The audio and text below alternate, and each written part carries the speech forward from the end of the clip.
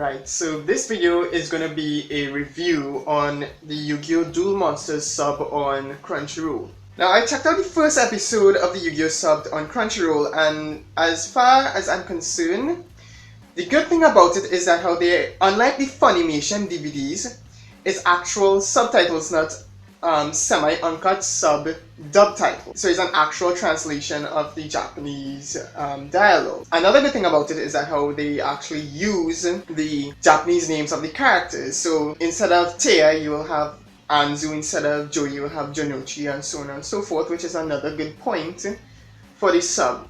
As far as the Crunchyroll sub goes, it's an okay sub. It's an okay translation. It more feels like a subtitle, a fan sub that's now starting up, ironically.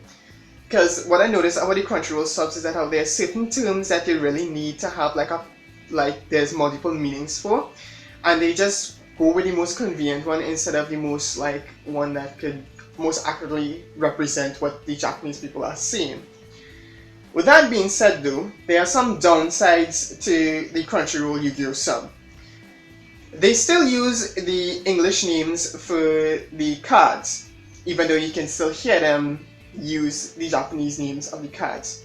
This to me makes no sense. I mean, you could clearly tell this is probably a Konami thing, because Konami need to market the merchandise, but if you're a Yu-Gi-Oh! Player like myself, everybody does identify Yu-Gi-Oh! Cards by their pictures, not really by their names. It doesn't make sense for Konami to keep the English names of the cards. They should have left it in Japanese. They should have still write it in the subtitles as an English translation of the Japanese names instead of using the American names. Another bad thing is they also use American terms for things. For example, Yamino Games and Yamino Duel, which translate as Dark Games or Dark Duel, is written in the subtitle as Shadow Games and Shadow Duel.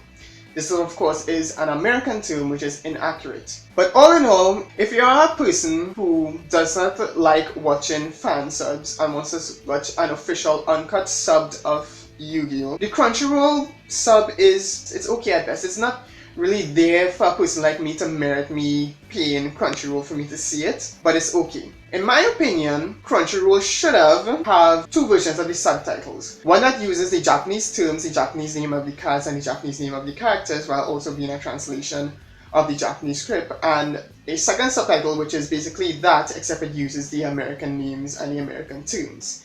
That way people then would have the option to choose whichever one that they want to use, which is a good solution. And I think maybe in the future Crunchyroll maybe do that. They might, they should, but you know, Rome wasn't built in a day. Well, thank you for checking out this video.